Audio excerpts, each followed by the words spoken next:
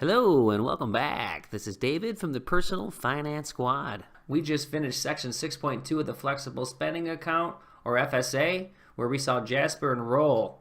Therefore, he raised his income and has money in his FSA to pay for expenses that aren't covered. And the good thing about that is that he was putting money in there to pay for items he would have paid for anyway.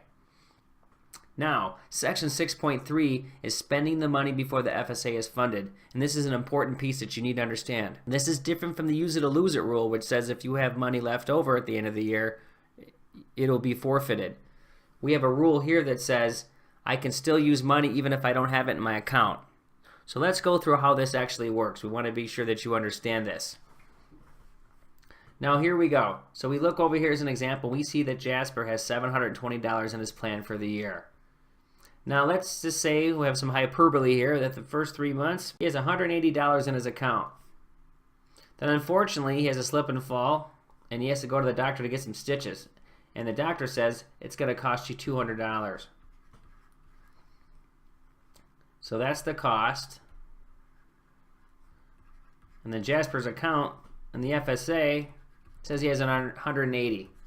So that means he has $20 in the hole. So he doesn't have money to pay for it. Now, what happens here is a rule that says that as long as Jasper's not exceeded his $720, which is what you've elected to put for in the beginning of the year, he's good to go. And that means he can go ahead and charge this $200. And yes, it will still yield the -20. But since he has not exceeded this number, so really, we're just going to say at this point, we don't know exactly, but we're just going to say that he has $540 that he hasn't put in yet. So what the plan says is, I know that he's going to have money coming in the next month to cover it. So in this case of a -20, we said, and let's say it's a normal month for Jasper, he's going to put in $56. So what will happen is he'll actually have a +36 the month. So it's a nice rule because what happens is we don't know when expenses are going to come. Some of it's just unfortunate and unplanned, and that's the way it goes. So this is actually a nice benefit to have. Now the difference is, so let's shoot down here a little bit. Let's take the inverse of this scenario. Okay, so let's say Jasper has the same unfortunate accident, but at this point in the year he's already exhausted $680. So that means he only has the ability to use $40 in his FSA account. His bill is still $180,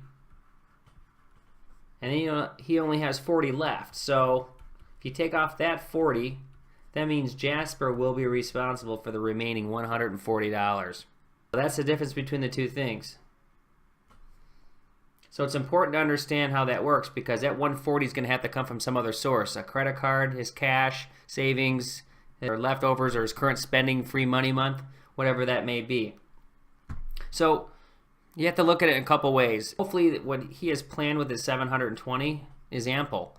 And that's just an estimate. It's a benefit to him to get some pre-tax money, but it is hard to understand what that money is. So these are things he would have to pay for anyway. So generally speaking, for the normal services, he's covering those, and then that's why we have other accounts to pay for things like this if he runs over, like a miscellaneous. When we always use the example, you don't know when the dishwasher's going to break, well, you don't know when you're going to have a slip and fall. That's why we have accounts to cover for things like this. It's just important to understand that you certainly want to plan your FSA out, and you'd rather be a little more conservative because if you don't use it, you lose it. So as you go through the year and if you see that you're exceeding your money, then you're going to have to realize that for example, if you were at $680 and you were 6 months in for the year, you're going to have to start realizing I better account for some more money that I'm going to need for the next 6 months because I'm already exhausted most of it.